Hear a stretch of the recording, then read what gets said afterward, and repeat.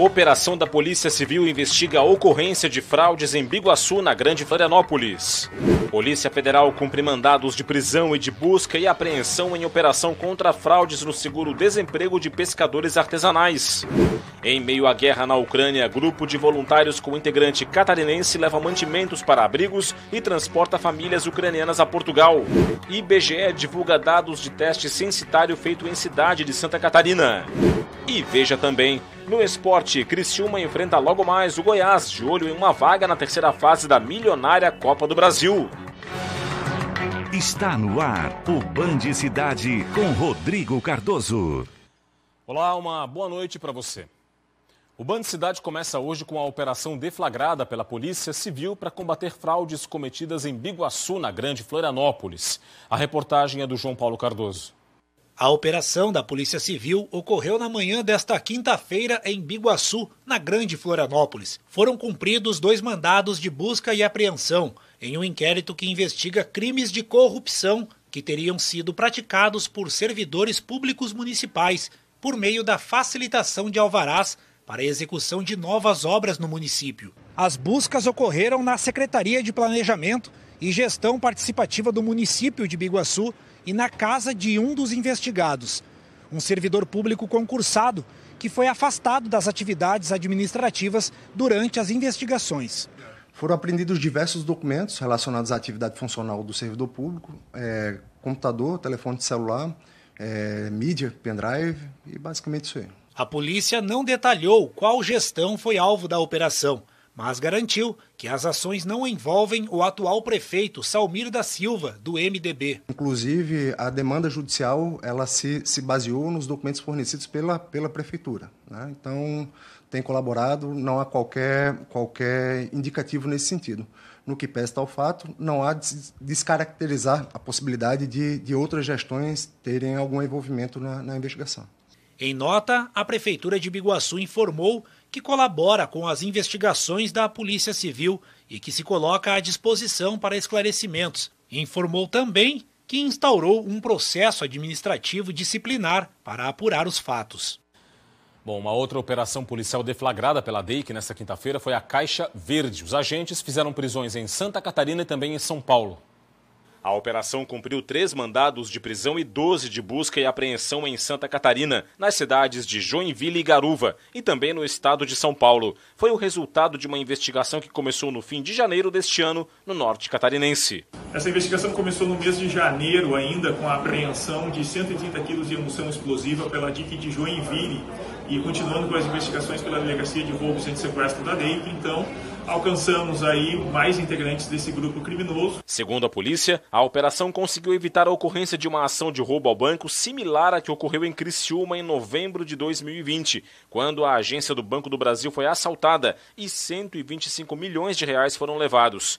A ação prendeu um forageiro da justiça envolvido com uma série de crimes desde a década de 1990, como roubos a bancos e a cargas. Hoje, aqui no estado de São Paulo, com o apoio da 5ª Delegacia de Roubos do DEIC, tirando de circulação aí um importante assaltante de bancos desde a década de 90, ladrão de cargas também, um indivíduo extremamente perigoso que foi preso na região de Taboão da Serra, na posse de um fuzil, de carregadores, munição, colete e capacete balísticos, equipamento completo aí que é utilizado nesse tipo de assalto. Uma ação conjunta, então, das polícias civis de Santa Catarina e de São Paulo e que resultou nessa operação apenas uma etapa, mais uma fase das investigações aí que estão sendo feitas. E a Polícia Federal deflagrou hoje a Operação Tarrafa, que combate uma organização criminosa que aplicava golpes e fraudes milionárias no seguro-desemprego de pescadores artesanais.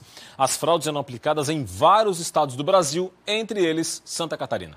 De acordo com a Polícia Federal, as fraudes eram aplicadas em estados como Santa Catarina, Pará, Maranhão, São Paulo, Ceará, Bahia, Pernambuco, Minas Gerais, Rio Grande do Sul, Goiás, Tocantins e Piauí. foram cumpridos 180 mandados de busca e apreensão e 35 de prisão preventiva em todo o país. As investigações resultaram no afastamento de 36 servidores do INSS e 6 da Secretaria Nacional de Aquicultura e Pesca. Um grupo de trabalho criado em 2020 identificou que as fraudes ocorriam com a inserção de dados no Registro Geral do Pescador e também no deferimento do benefício previdenciário. Pelo menos 102 certificados digitais fraudulentos, expedidos em nome de servidores públicos, foram identificados. Com esses certificados, os criminosos geraram 436 mil pedidos de seguro-desemprego de pescador artesanal, com o uso de 400 mil CPFs. O esquema contava ainda com a participação de colônias, sindicatos e associações de pescadores. Os envolvidos vão responder por estelionato, participação em organização criminosa, falsificação de documento público, uso de documento falso, inserção de dados falsos em sistemas de informação, corrupção ativa e passiva. E em Camboriú, litoral norte do estado, a Polícia Militar apreendeu 30 quilos de pasta base de cocaína. Policiais do 1º Batalhão da PM compartilharam informações com o PM do Paraná e monitoraram um suspeito que estava com uma carga de cocaína oriunda de Foz do Iguaçu para distribuir na região. O homem e a droga estavam escondidos em uma área na zona rural de Camboriú. Nessa quinta-feira, a Polícia Militar foi ao local, fez buscas na propriedade e os tabletes de pasta base de cocaína estavam enterrados em tonéis, devidamente preparados para o armazenamento do entorpecente. O homem foi preso em flagrante e levado para a delegacia. Morreu a terceira vítima do acidente com o caminhão do Exército que ocorreu ontem em Blumenau, no Vale do Itajaí. O soldado Alexandre da Silva Reginaldo, de 19 anos, chegou a ser resgatado com vida, levado ao hospital, mas não resistiu aos ferimentos. Além dele, os soldados Alex Carvalho da Cruz, de 20 anos, e Diogo Felipe Veiga, de 18 anos, também estão entre as vítimas fatais desta tragédia. Outras 41 pessoas ficaram feridas. O acidente envolvendo o caminhão do 23º Batalhão de Infantaria ocorreu às 8h30 da manhã desta quarta-feira. O veículo estava se deslocando para um treinamento de tiro quando caiu de uma altura de cerca de 20 metros em uma ribanceira. O local era de difícil acesso e o trabalho de resgate às vítimas durou aproximadamente 5 horas. A tarde foi complicada na BR-101 em Biguaçu, região da Grande Florianópolis. Um acidente com 2 caminhões deixou o tráfego complicado na região. Esse acidente ocorreu no sentido norte do estado. Um dos caminhões envolvidos, uma carreta, estava carregada com peixe. Essa carga ficou totalmente espalhada no acostamento e em parte da pista, porque o caminhão tombou, a carreta tombou. A faixa da direita chegou a ficar bloqueada, com fluxo lento pela faixa da esquerda. O pico de lentidão foi de 2 quilômetros, segundo a Polícia Rodoviária Federal. Ninguém ficou ferido, o tráfego já está liberado no trecho. Logo mais, depois do Band Cidade, tem o Jornal da Band. A Paloma Totti chega agora com os destaques da edição de hoje. Olá, Paloma. Quinta-feira, estou aqui para contar para vocês os destaques do Jornal da Band de hoje. Líderes de Estados Unidos e China têm encontro amanhã para discutir como ajudar num cessar-fogo na guerra na Ucrânia.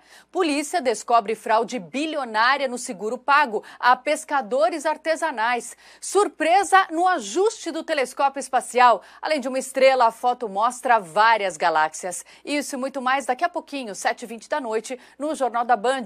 A gente espera vocês. Combinado. Hora de política aqui no Band Cidade. E política é assunto para Roberto Azevedo. Tudo bem, Roberto? Boa noite. Boa noite, Rodrigo. Boa noite a você que nos assiste. Roberto, o presidente Jair Bolsonaro ligou para o prefeito de Chapecó, João Rodrigues, para falar de desapropriação.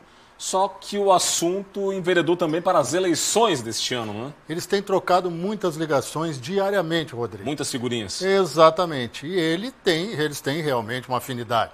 Não só ideológica, também no discurso. O que acontece? Jair Bolsonaro teria incentivado várias vezes, não uma só, a João Rodrigues participar do pleito em Santa Catarina, como candidato a governador. Mas para aí, o candidato de Jair Bolsonaro em Santa Catarina não é o senador Jorginho Melo, do PL, mesmo partido de Bolsonaro? Fica a dúvida.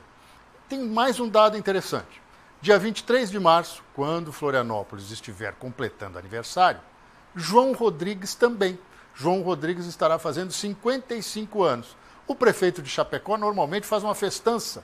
Reúne populares, conhecidos, gente que ele não conhece, fãs, numa grande festa. Reúne umas 1000 pessoas. E depois, no dia seguinte, no sábado, lá pelo dia 26, ele faz uma festa mais reservada ao estilo João Rodrigues, 400 pessoas. E é nestas duas oportunidades que João Rodrigues deve revelar se vai apenas lançar as candidaturas a deputada federal da deputada Marlene Fengler e a estadual da mulher dele, a Fábio, ou se ele mesmo vai se lançar candidato ao governo. Há uma expectativa muito grande no oeste de Santa Catarina e também no estado, porque se João Rodrigues entra no páreo, já há um remeleixo dentro do próprio PSD, que hoje tem o ex-governador Raimundo Colombo como pré-candidato único. Até porque Napoleão Bernardes, ex-prefeito de Blumenau, está indo para outros caminhos. Esta questão pode mudar também a geopolítica catarinense para estas eleições, se João Rodrigues decidir. Há muita água para passar debaixo dessa ponte. Mas depois que o governador Carlos Moisés da Silva optou por um partido de menor expressão e aos poucos se vê quase isolado nas costuras políticas, qualquer fato novo em Santa Catarina já é motivo para estardalhaço. Daqui a pouco eu volto com mais comentário aqui no Band Cidade. Guerra na Ucrânia, em meio ao horror que se vê no país ucraniano, não é? Um grupo de voluntários de Portugal, que inclui um catarinense que morou em Ibirama, no Alto Vale, saiu ontem rumo à Polônia para levar mantimentos aos abrigos e também para transportar famílias ucranianas para Portugal. Confira. Enquanto as tropas russas avançam, milhares de ucranianos buscam segurança e vida nova em outros países. A estimativa do Alto Comissariado das Nações Unidas é que os refugiados ucranianos possam chegar a 4 milhões. Iniciativas de empatia e solidariedade buscam minimizar um pouco do sofrimento daqueles que deixam tudo para trás. A ajuda humanitária chega de todo lado, como desse grupo de amigos de Portugal, entre eles um brasileiro. Uma missão dupla: levar mantimentos e transportar refugiados para abrigos em Portugal. São 15 voluntários, 6 veículos e uma viagem de mais de 60 horas. Um dos voluntários que integra o grupo é o Felipe, que morou em Ibirama até 2019, onde foi secretário de assistência social. Ele está em Portugal há 3 anos e trabalha na área da comunicação. Então, nós chegando lá, nós descarregamos todos os mantimentos e nós vamos trazer pessoas, mulheres, crianças e idosos, refugiados da guerra, como é óbvio, da Ucrânia. O pessoal está muito motivado, está focado na missão. Serão cerca de 7.000 quilômetros rodados e, diante da incerteza da guerra, eles levam na bagagem motivação para fazer o bem e esperança àqueles que sofrem com o conflito. Estou muito motivado com isso e espero que corra tudo bem. Acreditamos que está todo mundo muito seguro da viagem. O cenário a gente imagina que vai ser positivo, mas também estamos preparados para qualquer tipo de cenário.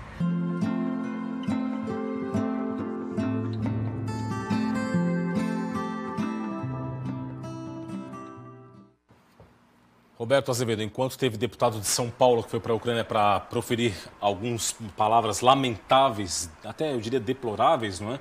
Esse é o exemplo de solidariedade que vale a pena a gente mostrar, não é? A gente tem que entender o seguinte: se você não for solidário, não tiver empatia com quem está sofrendo, não adianta a condição humana, né? E é isso que funciona numa guerra. Os canais diplomáticos, por mais honestos que sejam, são frios. Eles não contabilizam os mortos numa mesa de negociações. Eles contabilizam espaços que eles querem resolver. No momento se fala muito em cessar-fogo, retirada das tropas russas do território ucraniano, que a Ucrânia reconheça uma suposta situação de ambivalência ou até mesmo neutralidade. Não é isso que a gente quer para resolver a questão humana. Vidas não são recuperadas. Aquelas que se perderam não voltam mais. Mas como você destrói um país? Milhões de pessoas, é quase uma diáspora, é aquela fuga para uma outra realidade, para um outro país. E enquanto a situação não estiver resolvida entre o presidente da Rússia e o presidente da Ucrânia, quem é que tem coragem de voltar para o país? Essa é a questão. A economia destroçada não é só o que Santa Catarina ou o Brasil comprava da Ucrânia ou da Rússia, as economias estão destroçadas, inclusive na Rússia, o agressor. Não há como a gente contemporizar diante dessa situação. Que belo gesto. Pessoas que se unem, e não são só eles, são milhares de pessoas no mundo inteiro, mas principalmente os europeus, que, aliás, entendem muito dessa coisa de conflito. Ou eles estão no meio do conflito, como foi na Segunda Grande Guerra, ou eles estão no meio daqueles que recebem os refugiados de guerras na África ou na Ásia. É um momento da gente repensar. Ou você está do lado que gosta das pessoas e quer preservá-la, ou você está do lado que só faz guerrilha, seja no mundo digital ou no mundo real. Dito isso, um grande abraço e até amanhã. Até amanhã, Roberto. O IBGE divulgou hoje o resultado do teste feito em novembro do ano passado para o Censo Demográfico de 2022. Em Santa Catarina, a cidade escolhida foi Tigrinhos, no oeste do estado. Foi a primeira vez que o IBGE organizou um teste para o censo de proporção nacional. O teste em Tigrinhos foi um dos 27 realizados pelo IBGE nas 27 unidades da federação, todos iniciados no dia 4 de novembro de 2021. A ideia foi preparar as equipes gerenciais e testar os equipamentos de trabalho para realizar uma das maiores operações censitariais do mundo, o censo demográfico no Brasil. O teste foi uma oportunidade única para que nós conseguíssemos testar desde as etapas de treinamento até abordagem, disseminação das informações, como nós fizemos hoje aqui em Tigrinhos com os resultados do censo, e também o entendimento da população a respeito dos 2 questionários que nós aplicamos lá no mês de novembro e vamos repetir esses questionários, obviamente, em agosto, setembro e outubro. O censo demográfico este ano vai ter a coleta iniciada no dia 1º de agosto de 2022, com mais de 70 milhões de domicílios visitados, mais de 2,3 milhões deles em Santa Catarina. No censo demográfico, aí sim a gente vai tirar uma radiografia completa de toda a população brasileira, catarinense, e também vamos voltar ao município de Tigrinhos para aí sim fazer a coleta com os dados que poderão ser utilizados para todos os efeitos legais. A aproximação de uma nova frente fria em deslocamento pelo Rio Grande do Sul traz instabilidade para Santa Catarina. Os detalhes na previsão do tempo.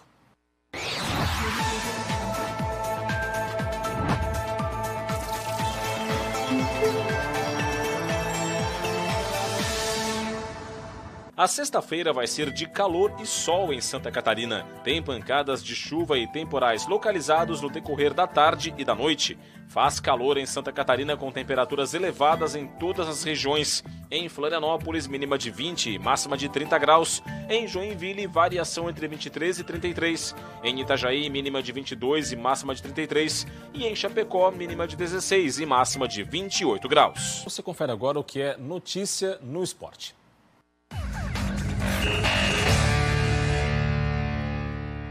Copa do Brasil. O Criciúma entra em campo logo mais às 9h30 da noite para encarar o Goiás, no estádio da Serrinha, em Goiânia.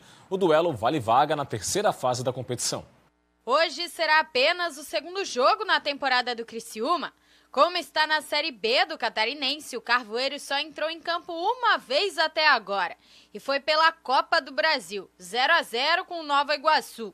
Já o Goiás, adversário do Tigre nesta noite, já disputou 13 jogos este ano. A meta do Tigre é surpreender o Goiás e conquistar o primeiro triunfo da temporada, já que nesta fase, se der empate no tempo normal, a decisão é nas penalidades. O Criciúma tem que ser uma equipe muito forte defensivamente, tem que marcar, mas não esquecer de jogar, de produzir na parte ofensiva, que nós podemos sim surpreender o time do Goiás. Driblar as adversidades e o fator ritmo de jogo, ou a falta dele, é o que os comandados de Tencate precisarão fazer para conquistar a vaga na terceira fase da Copa do Brasil, além de embolsar, quem sabe, mais R$1.900.000.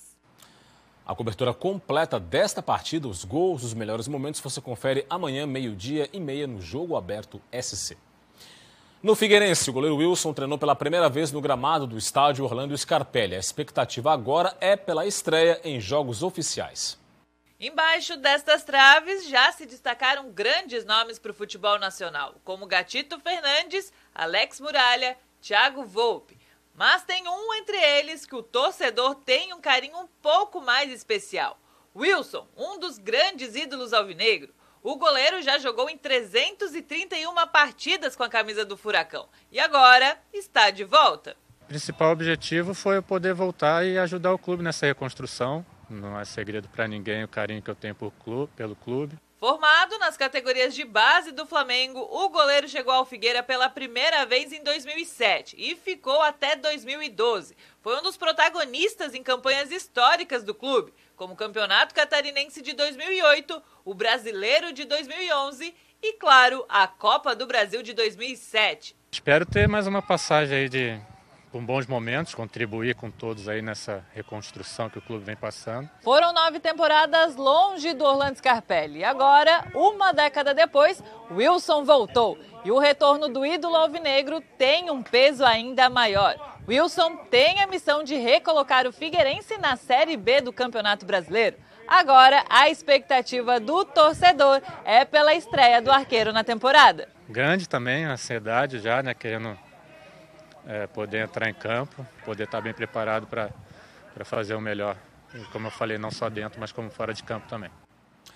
Bom, março é o mês da mulher. A gente mostra agora para você que, com um olhar inovador, as mulheres do campo têm permanecido, sim, no espaço rural e com boas oportunidades para empreender. Olha só esse exemplo que vem de Trombudo Central, no Alto Vale. Hoje a gente convida você para visitar um pedacinho da Alemanha que fica aqui na região do Alto Vale, em Trombudo Central. Seja bem-vindo a Krieger House.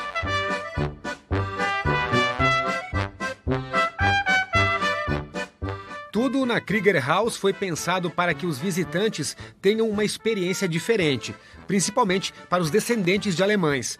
Na chegada, já é possível ver que a arquitetura é germânica e chama atenção pela beleza. A Mariane é uma das responsáveis pela Krieger House e também recebe os visitantes, que vêm de várias partes do estado. A Krieger House, ela nasceu de uma ideia de resgatar toda a história dos nossos antepassados, do nosso lugar, para os nossos filhos terem orgulho desse lugar onde eles vivem. Essa foi a ideia. E nós começamos a trabalhar em 2015 com turismo pedagógico.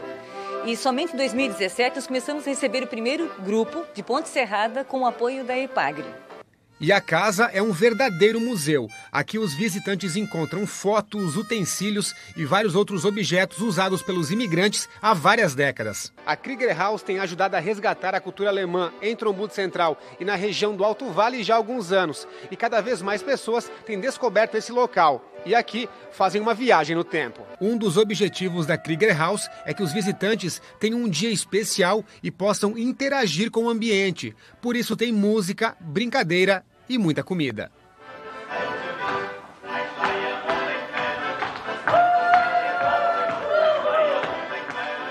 Quando alguém chega na Krieger House, desperta assim, aqui no coração, a memória afetiva. Você já começa a lembrar de um tio, de uma avó. Quando você sobe o sótão, gente, é mágico, sabe? É uma coisa assim que não dá para dizer, é incrível. Entreter as pessoas para elas passarem um dia diferente.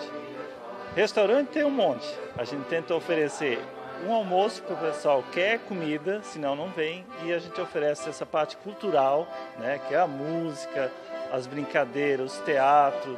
Então nós temos inúmeras brincadeiras ainda de corrida de mão, são vivências colaborativas, na verdade, né?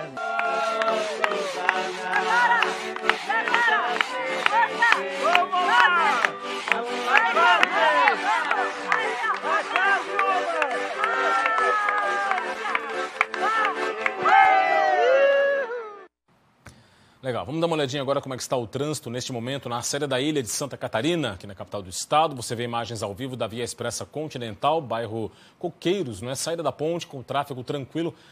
Você vê o tráfego em 3 faixas, né? Que vai até a BR-101 em São José. Claro que a fila não é aí, né? Que se formam, né? Elas foram um pouco mais para cima, na direção do bairro Coqueiros, também do Abrão, na Via Expressa Continental e, claro, o trânsito vai se afunilar um pouco mais nas proximidades da ligação entre a Via Expressa Continental e a BR-101 em São José.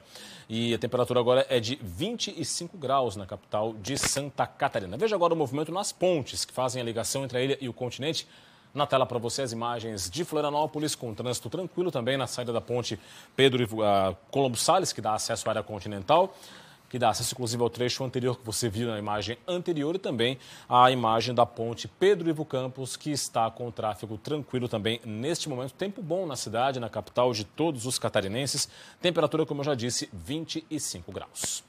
E é isso, ficamos por aqui com o Band Cidade de hoje. As reportagens estão no YouTube da TVBV. Para acessar, basta aproximar a sua câmera do seu smartphone do QR Code que está na sua tela. Vem aí as notícias do Brasil e do mundo no Jornal da Band. Mais informações do estado amanhã, 12:30 no Jogo Aberto SC e 12:50 no SC Acontece. Para você um forte abraço, muito obrigado pela audiência, uma boa noite e até amanhã. Tchau, tchau.